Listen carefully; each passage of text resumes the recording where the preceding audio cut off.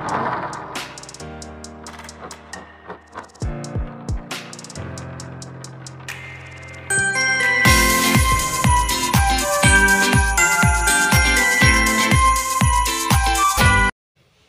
Friends, వీడియోలోకి వెళ్ళబోయే ముందు చిన్న రిక్వెస్ట్ ఫ్రెండ్స్, ఎవరైతే విజయనగరం దగ్గర డిఎస్సి ఆస్పిరెంట్స్ ఉంటారో వాళ్ళు దయచేసి ధర్నాలో పాల్గొనండి ఫ్రెండ్స్.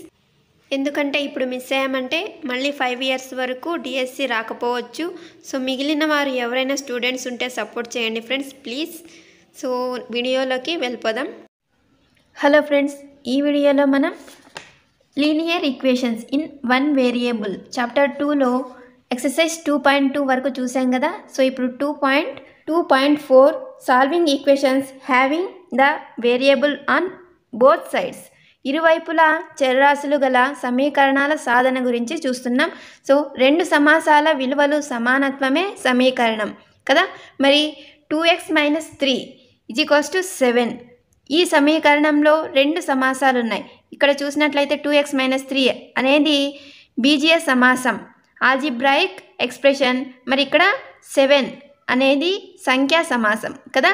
మరి ఈ రెండింటి సమానత్వపు గుర్తులో ఈ విధంగా బ్యాలెన్స్ చేస్తూ మనం సాల్వ్ చేసాం ఈక్వేషన్స్ని. కానీ రెండు వైపులా ఎక్స్ ఉన్న ఈక్వేషన్స్ని ఎలా సాల్వ్ చేయాలి అనేదే ఇప్పుడు చూడబోతున్నాం. సో మనం చూసినట్లయితే 2x - 3 = x + 2. ఇక్కడ రెండు వైపులా బీజీయ సమాసాలు ఉన్నాయి, ఆల్జిబ్రాయిక్ ఎక్స్ప్రెషన్స్ ఉన్నాయి కదా. మరి మనం ఇదివరకు చేసిన మెథడ్లో లాగా బోత్ సైడ్స్ ఏదైనా నంబర్ని యాడ్ చేయడం లేదా తీసివేయడం ద్వారా కూడా మనం ఈ మెథడ్లో అయినా చేయొచ్చు. లేదంటే ఎక్స్ అంటే వేరియబుల్స్ అన్నింటినీ ఒకే వైపుకి = గుర్తుకి ఒకే వైపుకి తీసుకొస్తాం.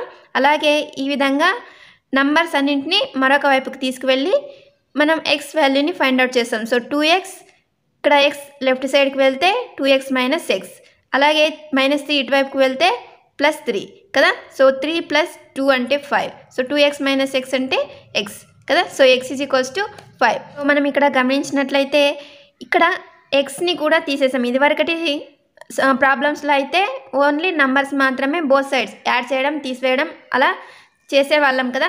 కానీ ఇప్పుడు ఎక్స్ని తీసేసాం.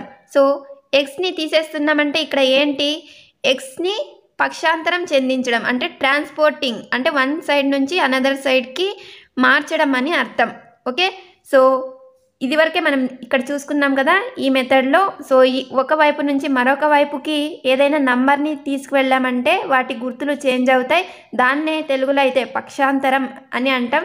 సో LHS వైపు వెళ్తే LHSకు పక్షాంతరం చెందిందంటాం, RHS వైపుకు వెళ్తే RHSకు పక్షాంతరం చెందింది అంటాం.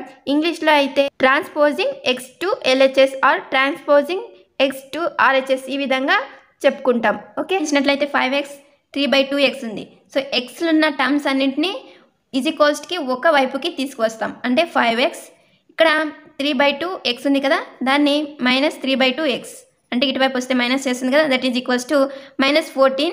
అలాగే ఇక్కడ +7/2 ఇటువైపు వస్తే -7/2. Okay, so -7/2. ఓకే, మనకు తెలుసు కదా కసాగు తీస్తాం అంటే /2 2 × 5 10x మైనస్ ఇక్కడ 2 క్యాన్సిల్ అయిపోతే 3x ఉంటుంది కాబట్టి 3x = ఇక్కడ కూడా సేమ్ /2. సో 2 × 14 అంటే 28 మైనస్ 2 క్యాన్సిల్ అయిపోతుంది కాబట్టి 7 రిమైనింగ్.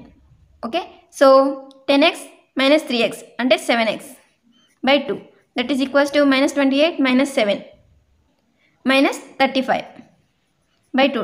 సో ఈ విధంగా ఏదైనా ఒక నంబర్ ఇరువైపులా బై కానీ మల్టిప్లై చేస్తున్నప్పుడు కానీ క్యాన్సిల్ చేయొచ్చు డైరెక్ట్గా. సో గుర్తుంచుకోవాల్సింది ఏంటంటే మిగిలిన నంబర్స్ ఏవైనా ఉన్నప్పుడు మాత్రం క్యాన్సిలేషన్ చేయకూడదు. ఇలా టోటల్ ఒక నంబర్ మొత్తానికి బై చేస్తున్నప్పుడు మాత్రమే లేదా మల్టిప్లై చేస్తున్నప్పుడు మాత్రమే క్యాన్సిలేషన్ చేస్తాం నంబర్స్ని. ఓకే, సో నెక్స్ట్ ఇక్కడ 7 అనేది మల్టిప్లై చేస్తుంది, ఇటువైపు కూడా -35 ఉంది కదా. సో వీటిని కూడా డైరెక్ట్ క్యాన్సిలేషన్ చేయొచ్చు. So 7 × 1 = 7 × 5 = so x = -5. Okay, so ఇలా అయినా చేయొచ్చు. ఓకే, నెక్స్ట్ కింది సమీకరణాలను సాధించండి మరియు ఫలితాలను సరిచూడండి అని ఇచ్చారు.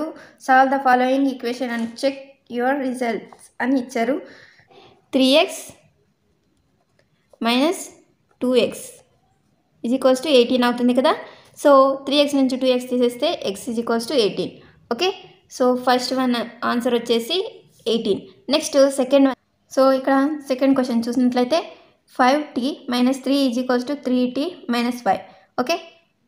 ఇక్కడ 3t ప్లస్, ఇక్కడ ప్లస్ గుర్తుంది కదా, ఇటువైపు వస్తే మైనస్ చేస్తుంది. ఓకే. 5t - 3t, ఇక్కడ -5 అలాగే ఉంటుంది. ఇక్కడే ఈ +3 ఇటువైపు వస్తే, సారీ ఇక్కడ -3 ఇటువైపు వస్తే +3 అవుతుంది. ఓకే. సో 5t - 3t అంటే 2t = -5 + 3 అంటే -2. ఓకే. ఇక్కడ 2 క్యాన్సిల్ అవుతుంది. t = -1. Okay. Next 5x + 9 = 5 + 3x. So ఇక్కడ 3xని లెఫ్ట్ సైడ్కి, 9ని రైట్ సైడ్కి పంపిస్తే 5x - 3x = 5 - 9. So 2x = so -9 నుంచి 5ని తీసేస్తాం అంటే -4 వస్తుంది. 2 1 2 2. So x = -2. ఓకే. నెక్స్ట్ గమనించినట్లయితే నేను డైరెక్ట్ చేసేస్తున్నాను ఫ్రెండ్స్. 4z, ఇక్కడ 2z ఉంది, ఇక్కడ ప్లస్ ఉంది, ఇటువైపు వస్తే మైనస్ చేస్తుంది. 4z - 2z అంటే 2z అవుతుంది. సో 2z = ఇక్కడ +3 ఉంది, ఇటువైపు వస్తే -3 అవుతుంది. 6 - 3 అంటే 3. Okay. So z = 3/2. Okay.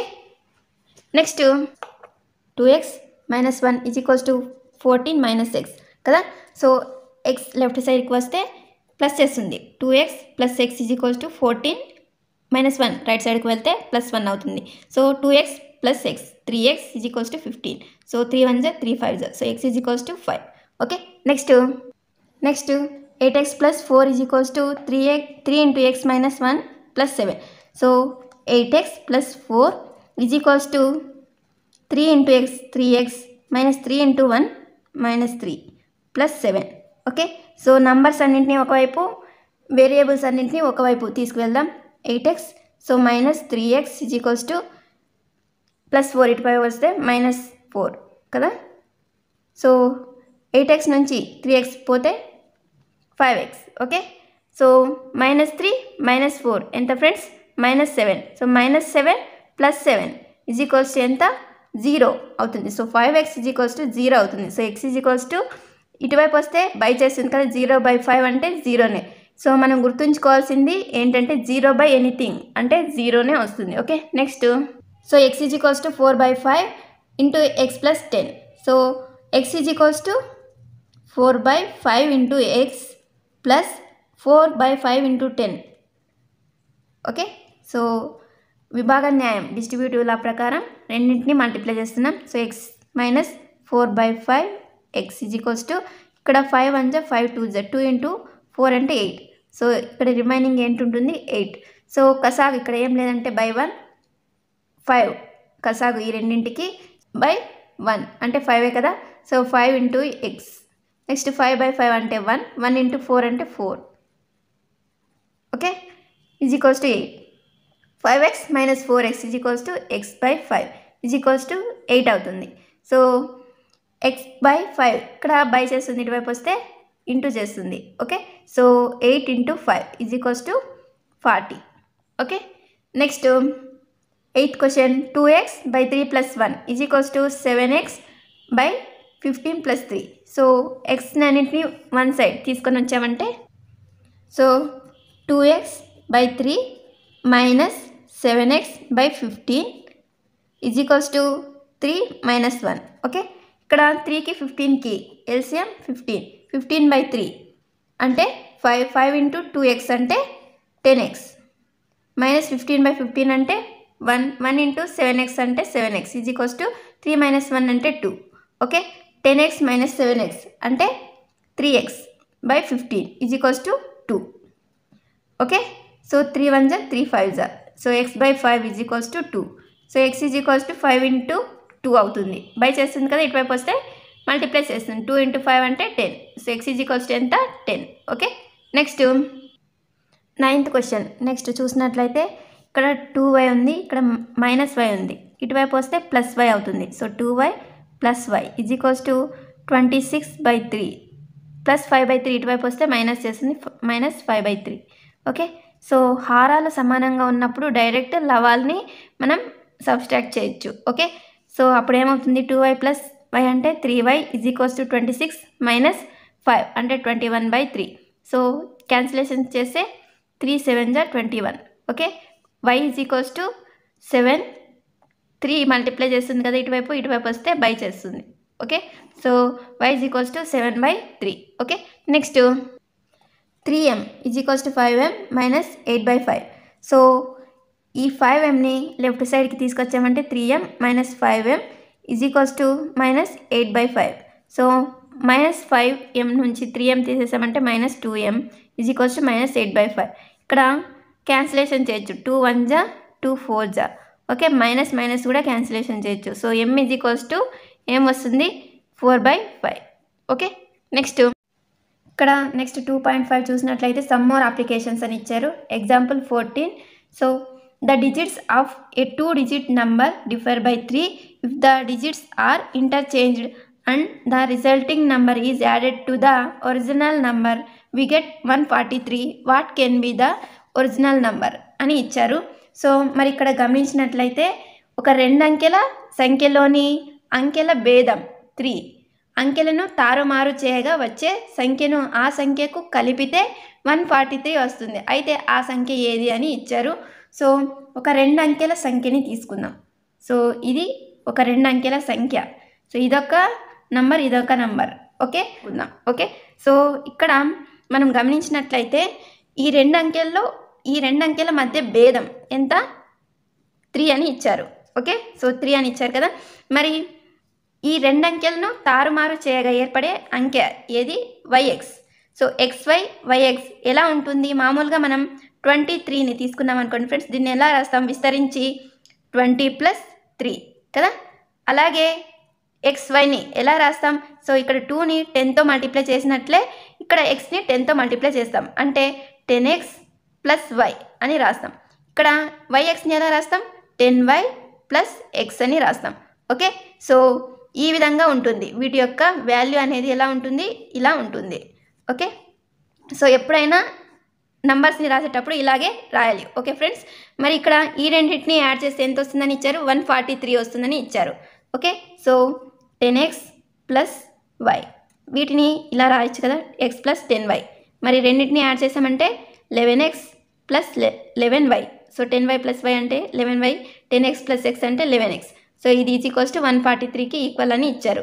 So 11 common తీసామంటే x + y is equals to 143. Okay, so 11 1 జా 11 1 జా 11 3 జా. Okay, so x + y is equals to 13. ఇక్కడ ఇదొక ఈక్వేషన్, ఇదొక ఈక్వేషన్. ఓకే, సో ఈ రెండింటిని సాల్వ్ చేసామంటే ఈజీగా ఆన్సర్ వచ్చేస్తుంది. So x + y is equals to 13. +y - y cancel, x + x అంటే 2x, ఇక్కడ 3 + 13 అంటే 16. సో క్యాన్సిలేషన్ చేస్తే 2 1 జా 2 8 జా. So x is equals to ఎంత 8. ఓకే, సో ఇది ఫ్రెండ్స్ x 8 అయితే మరి y ఎంత ఉంటుంది? ఇక్కడ ఏదైనా ఒక ఈక్వేషన్లోకి 8ని సబ్స్టిట్యూట్ చేసామంటే ఈజీగా y కూడా వచ్చేస్తుంది. So x - y is equals to 3లోకి 8ని సబ్స్టిట్యూట్ చేద్దాం. 8 - y is equals to 3. So -y is equals to 8 ఇటువైపు వస్తే 3 - 8. So that is equals to -5 కదా, అంటే -y is equals to -5. Minus cancel, that is y is equals to 5. మరి ఆ number ఏమై ఉంటుంది? xy అనుకున్నాం కదా ఆ నంబర్ని. సో xyలో x ఎంత? 8, y ఎంత? 5. సో 85. మనం చెక్ కూడా చేసుకోవచ్చు ఫ్రెండ్స్ దీన్ని. ఎలా అంటే క్వశ్చన్లో ఏమిచ్చారు? ఆ రెండు అంకెల సంఖ్యలోని అంకెల భేదం. సో ఈ 2 అంకెలు ఉన్నాయి కదా, ఈ అంకెల భేదం ఎంత? 3 అని ఇచ్చారు. సో 8 - 5 చేసామంటే 3 కదా. అలాగే వీటిని తారుమారు చేయగా అంటే 85 58 తారుమారు చేయగా ఎంతకి ఈక్వల్ కావాలి? 143కి ఈక్వల్ కావాలి. సో యాడ్ చేసామంటే 143 కదా వస్తుంది. సో ఈ విధంగా చెక్ కూడా చేసుకోవచ్చు. సో టెక్స్ట్ బుక్లో వేరే మెథడ్లో ఇచ్చారు ఫ్రెండ్స్, కావాలంటే మీరు దీన్ని కూడా ఒకసారి చూసుకొని చేసుకోవచ్చు. సో ఇదైతే easy method friends. Okay, next ఇంకోటి చూసినట్లయితే example 15. Arjun is twice as old as Shriya. 5 years ago his age was 3 times Shriya's age. Find their present ages. Arjun యొక్క వయసు శ్రీను వయసుకు రెట్టింపు. 5 సంవత్సరాల క్రితం అతని వయసు శ్రియా వయసుకు 3 రెట్లు. మరి వారి ప్రస్తుత వయసులు కనుగొనండి అని ఇచ్చారు. సో అర్జున్ వయసుని ఏతో సూచిస్తున్నాను, శ్రీను వయసుని ఎస్తో సూచిస్తున్నాను. అర్జున్ యొక్క వయసు శ్రీను వయసుకు రెట్టింపు. సో ఇది అర్జున్ వయసు కదా, అర్జున్ యొక్క వయసు శ్రీను వయసుకి రెట్టింపు అంటే 2s అవుతుంది కదా. ఏ అంటే ఈ శ్రీను వయసుకి రెట్టింపు అర్జున్ వయసు కాబట్టి 2 × s చేస్తే ఏ అంటే అర్జున్ యొక్క వయసు వస్తుందని కదా అర్థం. మరి ఇక్కడ చూసినట్లయితే 5 సంవత్సరాల క్రితం అతని వయసు శ్రీను వయసుకు 3 రెట్లు అని ఇచ్చారు. సో 5 సంవత్సరాల క్రితం అన్నారు కాబట్టి 5 years ఎగో అన్నారు కాబట్టి ఏం చేస్తాం, ఇక్కడ 2s - 5 చేస్తాం, ఇక్కడ కూడా s - 5 చేస్తాం. ఓకే, 5 సంవత్సరాల క్రితం శ్రీను వయసుకు 3 రెట్లు అర్జున్ యొక్క వయసు. ఓకే, శ్రీను వయసుకు 3 రెట్లు అర్జున్ యొక్క వయసు అంటే ఇప్పుడు ఈ రెండింటిని సమానం చేసుకోవాలంటే శ్రీను వయస్సుకి 3 రెట్లు కదా అర్జున్ యొక్క వయసు. అప్పుడు శ్రీను వయస్సుకి 3 × చేసామంటే ఈ రెండింటికి సమానం అవుతుంది కదా, ఆ రెండు ఏజెస్ ఈక్వల్ అవుతాయి. అంటే శ్రీను వయసుకు అర్జున్ వయస్సు 5 సంవత్సరాల క్రితం 3 రెట్లు అంటున్నారు కాబట్టి ఇతని వయసు కంటే ఇతని వయసు 3 రెట్లు ఎక్కువ ఉంది కాబట్టి ఇతని వయసుకు 3తో మల్టిప్లై చేసామంటే ఇద్దరి వయసు సమానం అవుతుందని అర్థం. సో ఇక్కడ నేను s తీసుకున్నాను, ఇక్కడ టెక్స్ట్ బుక్లో x తీసుకున్నారు. ఓకే, సో సేమ్ ఈక్వేషన్ చూడండి ఫ్రెండ్స్. ఓకే, మరి దీన్ని సాల్వ్ చేస్తే ఏమొస్తుంది, 2x - 5 = 3x, 3 × x అంటే 3x, 3 × 5 అంటే 15. ఓకే, ఇక్కడ 2xని ఇటువైపు పంపిస్తాం, -15ని ఇటువైపు పంపిస్తాం, అప్పుడు +15 అవుతుంది. 15 - 5 అంటే 10, 3x - 2x అంటే x. ఓకే, ఇప్పుడు ఇది ఎవరి వయస్సు, సో శ్రీను యొక్క వయస్సు. సో శ్రీను యొక్క వయస్సు వచ్చేసి 10 years. ఓకే, సారీ శ్రీయ, నేను శ్రీను అనుకున్నాను. సో శ్రీయ యొక్క వయస్సు ఎంత, 10 years. ఓకే, సో మరి అర్జున్ యొక్క వయసు ఎంత ఉంటుంది, 2 × s, 2 × 10 అనేది అర్జున్ యొక్క వయస్సు. So that is equals to 20 years. So Shriya age ఎంత, 10 years, అర్జున్ యొక్క వయసు 20 years. ఈ విధంగా ఫైండ్ అవుట్ చేస్తాం. ఓకే, నెక్స్ట్ ఎక్సర్సైజ్ 2.4 నెక్స్ట్ వీడియోలో డిస్కస్ చేద్దాం. Thanks for watching.